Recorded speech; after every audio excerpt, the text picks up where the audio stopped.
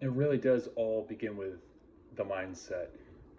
When I first ran a marathon, I was doing nothing except for just drinking all the time. It sounded kind of on a whim. I remember when people would ask me, like, "Oh, what are you doing with your life?" Maybe it only happened once at some event, and I remember just struggling to come up with some respectable answer because all I did was smoke weed and drink at the time, and I was like, "Oh, blah blah blah blah." When I would say I was training for a marathon, people were like, "Oh, wow, you're training for a marathon." I still just drank all the time, and I would run. It was pretty much all I was doing. And then when I walked up to the starting line, I just remember being like, "I'm gonna bail. Like, fuck this." And I had this thought, like, "Oh, it'd be so Clark of me to bail."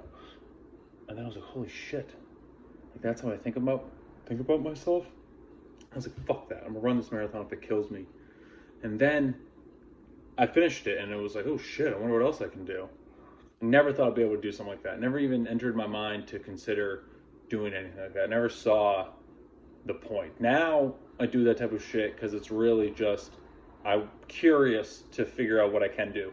And then when I helped this lady in New York 6 years ago lose a bunch of weight, I mean, with all due respect, she was a slob. She had zero remotely healthy habits, and we just changed a few things, and she was able to lose 20 pounds in a month, and then went on to lose over 100 pounds.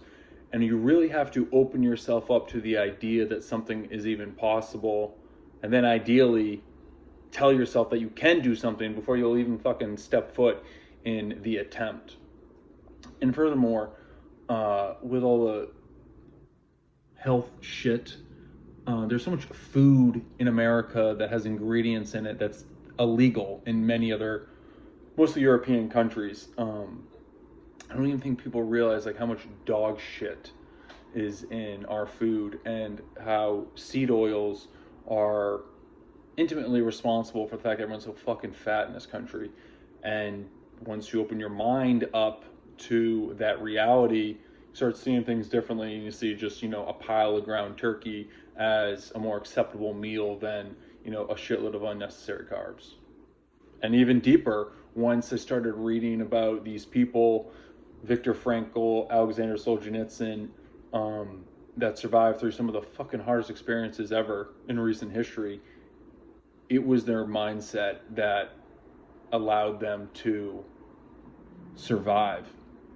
And I read this one book by this American Alexander Dolgan, who he was referenced in the Gulag Archipelago as the only person to leave a certain prison alive and sane because they would just torture everyone to the point of insanity and or kill them. And I read his book, and the shit that he did, how he was able to manipulate his mind to stay sane and to survive, is fucking bananas. It starts in the mind.